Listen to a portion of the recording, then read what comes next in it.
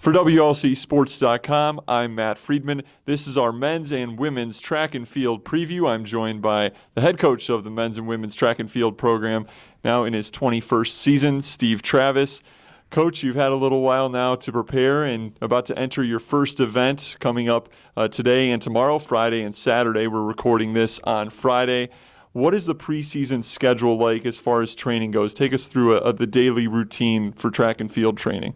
Sure. We got started in the fall with the sprinters and jumpers that weren't affiliated with another sports team as far as in the fall. So a good preparation, those that are excited and looking forward to the season, it helps to bridge that gap through the winter time.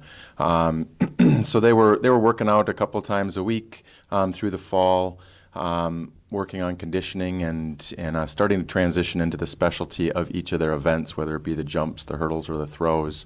So kind of between Thanksgiving and Christmas, over the break here, we've had a few people on campus that we've been able to get some workouts in, and it's basically setting the foundation, getting things ready to go, which now we're ready to kick it off today.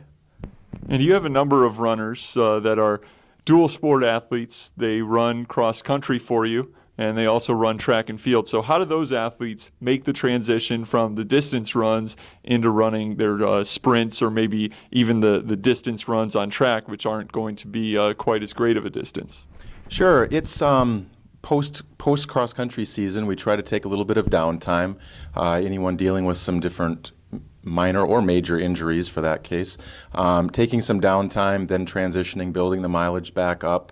A number of them are excited and looking forward to running faster than being on the cross-country course.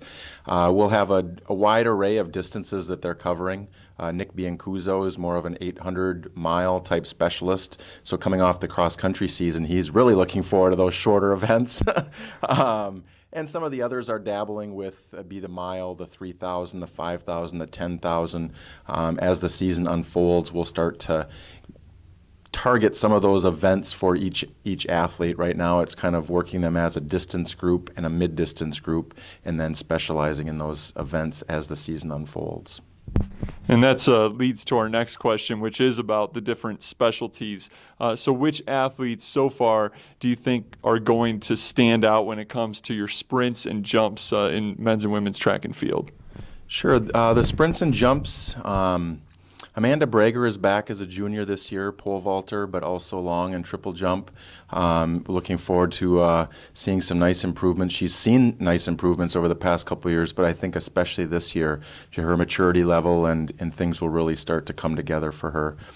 Jenny Abling and Amberly Wiegland are back this year and competing today in the pentathlon, so they're multi event athletes, jumping, running, throwing, and they have seen some great improvements in this past year that I'm excited to see what they're going to be able to do today as well as throughout the season.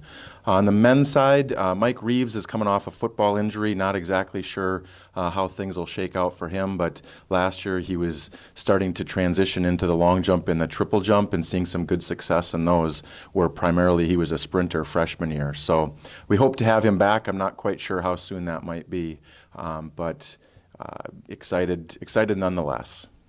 That's a good breakdown of some of the athletes for sprints and jumps. What about the distance and field events? Where do you see some of your athletes standing out there? Distance and field. As I shared, the cross-country crew kind of makes up that mid-distance distance aspect of things. Nick Biancuso was injured for a large portion of last spring. Had a very successful fall. Things seem he's quite healthy right now, and so I'm excited to see the potential of him in that mid-distance range. Isaac Hill, coming off a great track season last year and a solid cross-country season, looking for some big things with him as this season unfolds.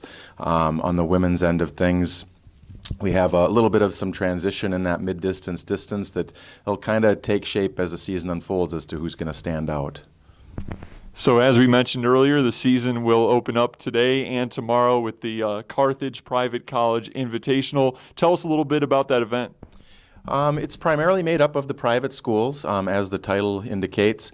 Today being the pentathlon, very excited. This will be the first for the Warriors, Jenny and Amber Lee, to compete in the pentathlon. So another milestone for the program to have these two women competing in that multi-event today. Tomorrow, there'll be about 11 athletes competing, just getting their feet wet as far as the start of the season, kind of seeing where their winter training is at, trying to keep the expectations low to help ease the conscience of some sort, that they're just getting their feet wet. It's mid-January and kicking things off and seeing where we're at. Once again, that's men's and women's track and field coach Steve Travis. Coach, best of luck this weekend. Thanks so much, Matt.